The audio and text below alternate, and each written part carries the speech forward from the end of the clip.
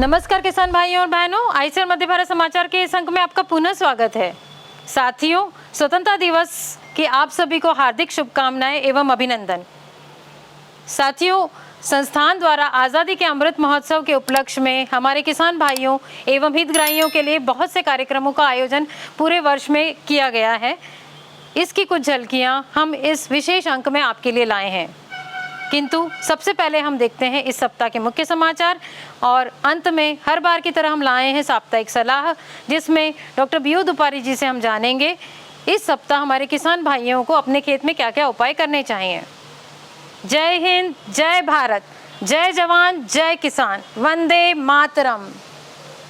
DD किसान channel पर आमंत्रित संस्थान के प्रधान वैज्ञानिक कृषि विस्तार डॉक्टर बीयू दुपारे द्वारा किसानों को फसल प्रबंधन के बारे में दी गई जानकारी, चक्रवृंग तथा पीली मोज़ेक के नियंत्रण हेतु उपाय अपनाने की दी सलाह।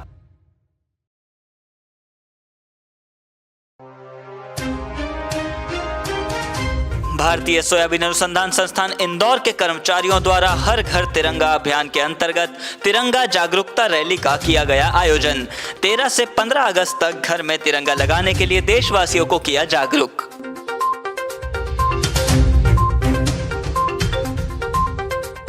भारत सरकार के हर घर तिरंगा अभियान के अंतर्गत संस्थान द्वारा श्री राम कॉन्वेंट स्कूल मूसाखेड़ी इंदौर में किया गया जागरूकता कार्यक्रम का आयोजन।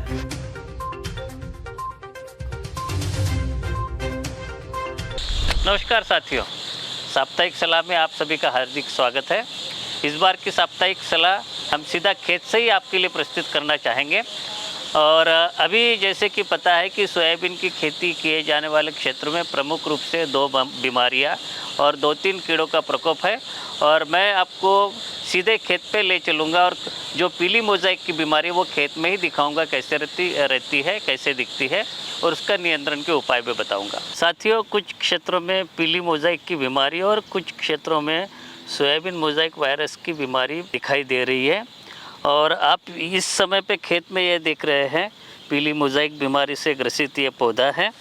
और इसको नियंत्रित करने का जो उपाय है उसमें ऐसे पौधे को हमें क्या करना है, तुरंत ही अपने खेत से निष्कासित कर देना है, उखाड़ देना है, फेंक देना है, ताकि इसके ऊपर जो सफ़ेद मक्खियाँ जो होती है, सफ़ेद मच्छर जिसको कहते हैं वाइट फ्लाई, वो यहाँ से रस चूस के दूसरे पौधे पे जाके रस चूसना शुरू कर देते हैं। और ऐसा करते हुए वो इस वायरस को दूसरे स्वस्थ पौधों में फैला देते हैं। तो हमें सबसे पहले ऐसे पौधों को अपने खेत से निकाल देना है। उसके साथ साथ जो कॉम्बिनेशन दवाइयाँ हैं इस समय पे मैं आपको बता दूँ, थायोमिथाक्सम प्लस लैम्ब्डासाइलोथ्रिन या बीटा साइक्लोथ्रिन प्लस इमिडाक्लोप्रिड, ये कॉम्बिनेशन दवाइयाँ जिसमें संपर्क विष भी है और सिस्टमिक भी है। तो इसका छिड़काव कर दे, मात्रा आपके स्क्रीन पे दी जा रही है। और अगर ऐसा इन दवाइयों के छिड़काव करते तो तना मक्खी जहाँ पे है उसका भी नियंत्रण हो जाता है। और इसके साथ साथ एक और बहुत सस्ता उपाय यह है कि अपने खेत में जगह जगह पे पीली स्टिकी ट्रैप वो लगा दे, पीला चिपचिपा, जिससे कि जो सफ़ेद मच्छर है उसके ऊपर आकर्षित होकर चिपक जाएंगे और हम आसानी से इसको नियंत्रित कर पाएंगे। कुछ क्षेत्रों में राइजोक्टोनिया एरियल ब्लाइट नामक बीमारी का प्रकोप बना हुआ है और उसके नियंत्रण के लिए जो दवाइयों के नाम इस समय पे आपको स्क्रीन पे दिए गए, इनमें से कोई भी एक लेके अपने खेत पे इसका छिड़काव कर दें। अब बात करते हैं कीट नियंत्रण की।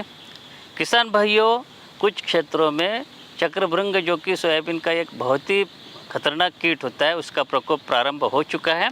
और प्रारंभिक अवस्था में आपको दूर से ही इस प्रकार की जो पौधे है, पौधे की 3 पत्तियों में से बीच वाली जो पत्ती है सूखी हुई आपको दिखती है।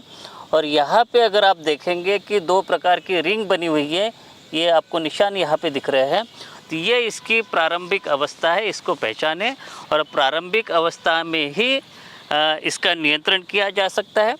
एक आसान तरीका इसके नियंत्रण का ये है कि इस प्रकार की जो सूखी हुई पत्तियाँ इसको अपने खेत से पौधे के मुख्य तने से तोड़ के इसको इकट्ठा करके जला दे, बाहर कर दे, ताकि हम इसको जीवन चक्र आगे बढ़ने से रोक पाए। क्योंकि ये जो इल्ली है यहाँ से डंठल से लेके तने में घुसना शुरू कर देते हैं और एक बार वो अंदर चली जाए तो उसका नियंत्रण करना काफ़ी मुश्किल हो जाता है। इसी के साथ साथ आप जो सुरक्षात्मक रूप से अपने खेत में प्रारंभिक अवस्था में ही जो दवाइयाँ इस समय पे स्क्रीन पे दी जा रही है, टेट्रानिलिप्रोल है, थाइक्लोप्रिड है, प्रोफेनाफॉस है या इमामेक्टिन बेंजोइड, इनमें से कोई भी एक लेके इसका अपने फसल पे अच्छी तरह से छिड़काव कर दे ताकि हम जो चक्रभृंग को नियंत्रित कर सकें। किसान भाइयों, चक्रभृंग के साथ साथ अगर आपके खेत में पत्ती खाने वाली इल्लियाँ भी अगर दिखाई देती है, जैसे कि चने की इल्ली है, सेमीलूपर इल्ली है या तंबाकू की इल्ली, तो इस स्थिति में आपको जो छिड़काव किया जाना है, कॉम्बिनेशन जो दवाइयाँ हैं जैसे कि क्लोरेंट्रानिलिप्रोल प्लस लैम्ब्डासाइलोथ्रिन या बीटा साइक्लोथ्रिन प्लस इमिडाक्लोप्रिड या पूर्व मिश्रित जो है थायोमिथॉक्सम प्लस लैम्ब्डासाइलोथ्रिन, इनमें से कोई एक लेके आप छिड़काव करें तो चक्रभृंग के साथ साथ पत्ती खाने वाली इल्लियों को भी हम उसी प्रकार से सुरक्षित कर सकते हैं। और यदि आपके खेत में केवल पत्ती खाने वाली इल्लियाँ ही है, जो कि मैंने आपको नाम बताया है, उसके नियंत्रण के लिए कई प्रकार के दवाइयाँ, कई प्रकार के रसायन मार्केट में उपलब्ध है। उसकी संपूर्ण सूची इस समय पे आपको स्क्रीन पे दी जा रही है। इनमें से कोई भी एक लेके आप अपने खेत में फसल के ऊपर छिड़काव कर सकते हैं। ध्यान रहे कि जब छिड़काव करें तो पानी की मात्रा बहुत अच्छे से ले, 450 से 500 लीटर प्रति हेक्टर पानी की मात्रा यदि आप पीठ वाला स्प्रे उपयोग करते हैं, और 120 लीटर कम से कम जो पावर स्प्रेयर के उपयोग करने से आपको छिड़काव करने के लिए लगेंगे। किसान भाइयों, अब बात करते हैं कि जैविक नियंत्रण की। यदि आपकी फसल में जो तंबाकू की इल्ली या चने की इल्ली दिखती है तो उसके नियंत्रण के लिए बाज़ार में विशेष रूप से बने हुए फेरोमोन ट्रैप्स उपलब्ध है। अपने खेत में 10-12 जगह पे इसको लगा ले, और इससे क्या होता है कि जो फेरोमोन ट्रैप है, जो पॉलीथीन की झिल्ली रहती है, उसमें उसके पतंगे इकट्ठे होते हैं। और यदि आप ये मान लीजिए कि अगर एक फेरोमोन ट्रैप में 8 से 10 पतंगे अगर आपको दिखाई दे तो आपको ये मान लेना चाहिए कि नियंत्रित करने का समय बहुत ही उपयुक्त है और ये ज़रूरी है। तो ऐसे आप जगह जगह पे फेरोमोन ट्रैप भी लगा सकते हैं। के साथ साथ जो अन्य भी उपाय है, जैसे कि आप खेत की निगरानी तो करते रहना ही चाहिए, और यदि निगरानी करते करते यदि आपको कोई ऐसा पौधा दिख जाए जिसकी पत्तियों पे, एक ही पत्तियों पे बहुत सारे अंडे हो या बहुत सारी इल्लियाँ हो, तो ऐसे पौधों को, ऐसे पत्तियों को अपने खेत से निकाल के बाहर कर दे और इल्लियों को फैलने से हम रोक सकते हैं। जैविक नियंत्रण के लिए बहुत सारी जैविक दवाइयाँ भी मार्केट में उपलब्ध है, और ख़ास तौर से सेमीलूपर और तंबाकू की इल्ली के लिए जो है बैसिलस thuringiensis या बिवेरिया बैसियाना या न्यूमेरिया रिलेई 1 लीटर प्रति हेक्टर इसकी मात्रा होती है। इसका प्रयोग करके अपने खेत में इसका छिड़काव करने से हम इन पत्ती खाने वाली इल्लियों को नियंत्रित कर सकते हैं। इसके साथ साथ अपने खेत में जगह जगह पे पक्षियों के बैठने की व्यवस्था कर दे। टी आकार, अंग्रेजी के टी आकार के कुछ स्ट्रक्चर बनते हैं या झाड़ियाँ लगा सकते हैं। वहाँ से क्या होगा कि पक्षी वहाँ पे बैठेंगे, और यदि आपके खेत में पत्ती खाने वाली इल्लियाँ है तो उसको वो उसके ऊपर फीडिंग करेंगे, उसको खाएंगे और अपना नियंत्रण कीटों का हो जाएगा। किसान भाइयों, विशेष रूप से मैं इस बार भी आपके लिए वो बात रिपीट करूँगा, केवल उन्हीं रसायनों का प्रयोग करें जो कि सोयाबीन की फसल के लिए अनुशंसित हो। उतनी ही मात्रा में प्रयोग करें जितना कि अनुशंसित किया गया हो, और यदि आप छिड़काव करते हैं, जैसे मैंने बताया, पानी की मात्रा का ध्यान रखें। और जब भी आप इन रसायनों का क्रय करते हैं तो पक्का बिल लें, और ये भी देखें, ध्यान से देखें कि वो जो दवाइयाँ एक्सपायरी तिथि के अंदर की हो। किसान भाइयों, मध्य प्रदेश के कुछ क्षेत्रों में, विशेष रूप से इंदौर जिले में बिहार हेयरी कैटरपिलर का प्रकोप देखा गया है, और इसके नियंत्रण के लिए आपको सलाह है कि लैम्ब्डासाइलोथ्रिन 300 मिलीलीटर प्रति हेक्टर या इंडोक्साकार्ब 333 मिलीलीटर प्रति हेक्टर के हिसाब से छिड़काव करें और अपनी फसल को इससे सुरक्षित करें। तो किसान भाइयों, ये थी इस सप्ताह की साप्ताहिक सलाह। मिलते हैं अगले सप्ताह, तब तक के लिए आज्ञा दीजिए। नमस्कार।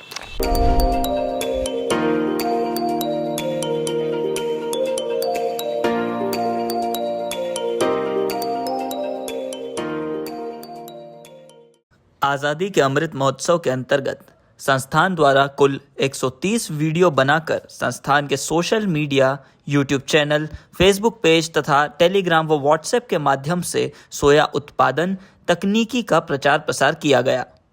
इनमें विभिन्न विषयों पर कुल 10 संगोष्ठियां एवं ऑनलाइन प्रशिक्षण कार्यक्रमों का भी आयोजन किया गया। इसी के अंतर्गत 3 दिवसीय सोया महाकुंभ 2022 का भव्य आयोजन भी संस्थान द्वारा किया गया। ICAR मध्य भारत समाचार के कुल 54 अंकों का YouTube चैनल पर प्रसारण भी हुआ। सोया कृषकों के लिए साप्ताहिक सलाह पर 19 वीडियोस का भी प्रसारण किया गया। इसी के साथ ही प्रगतिशील सोया कृषकों एवं वैज्ञानिकों के साथ सोया संवाद के 10 वीडियोस का भी प्रसारण संस्थान द्वारा किया गया। मेरे प्रिय देशवासियों, आज हम स्वतंत्रता के 75 वर्ष पूरे कर चुके हैं और हमारा देश बहुत ही प्रगति कर चुका है। मेरी आशा है कि इसी तरह खास तौर से मेरे किसान भाई बहन इस प्रगति के डगर पे चलते रहेंगे और अपने देश का तिरंगा ऊंचा रखेंगे। जय हिंद, जय भारत। प्रिय देशवासियों, सोयाबीन से जुड़े हुए किसान भाइयों, एंटरप्रेन्योर्स, मैं आप सभी को आज़ादी के अमृत महोत्सव पर हार्दिक बधाई देता हूं। साथ ही 75वें स्वतंत्रता दिवस की शुभकामनाएं आप सभी को।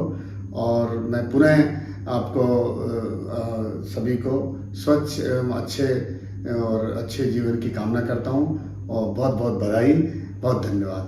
जय हिंद। मैं संजय गुप्ता, विभागाध्यक्ष फसल सुधार विभाग, भारतीय सोयाबीन अनुसंधान संस्थान, सभी देशवासियों को स्वतंत्रता दिवस की हार्दिक शुभकामनाएं प्रेषित करता हूं। स्वाधीनता दिवस के उपलक्ष्य में आप सभी दर्शकों को, संपूर्ण देशवासियों को और सोयाबीन से जुड़े सभी हितग्राहियों को भारतीय सोयाबीन अनुसंधान और मेरी ओर से हार्दिक बधाई। आज़ादी के इस अमृत महोत्सव में स्वतंत्रता दिवस की आप सभी को हार्दिक शुभकामनाएं एवं सभी को बहुत बहुत बधाई। आप सभी देशवासियों को स्वतंत्रता दिवस की हार्दिक शुभकामनाएं। स्वाधीनता दिवस की आप सबको बहुत बहुत बधाई। स्वतंत्रता दिवस पर बहुत बहुत शुभकामनाएं।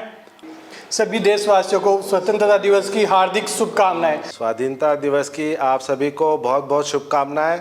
I wish to congratulate all Indians on this Independence Day and let us all inculcate and spread the ideals which our freedom fighters had fought for. Jai Hind, Jai Bharat. We wish Indians a very happy Independence Day. जय हिंद। सभी किसान भाइयों को मेरी तरफ से स्वतंत्रता दिवस की हार्दिक शुभकामनाएं। आपको सभी को परिवार समेत आज़ादी के अमृत महोत्सव की बहुत बहुत बधाई, शुभकामनाएं। आप सभी देशवासियों को स्वतंत्रता दिवस की हार्दिक बधाई, हार्दिक शुभकामनाएं। सभी देशवासियों को हम सबकी तरफ से इस आज़ादी के अमृत महोत्सव के अंतर्गत स्वतंत्रता दिवस की बहुत बहुत शुभकामनाएं। भारत माता की जय। वंदे जय जवान, जय किसान, जय जवान, जय किसान, जय हिंद, वंदे मातरम, वंदे मातरम। भारत माता की जय। भारत माता की भारत माता की जय। वंदे मातरम, वंदे मातरम। भारत माता की जय। भारत माता की जय। भारत माता की जय। जय हिंद, जय हिंद। वंदे मातरम। भारत माता की जय। वंदे मातरम। वंदे मातरम, वंदे मातरम, वंदे मातरम, वंदे मातरम। हिंदुस्तान जिंदाबाद। सभी ये लोग अपने घर पर अवश्य ही राष्ट्रध्वज तिरंगा लगाएं, उसको फहराएं, यही सबसे निवेदन है।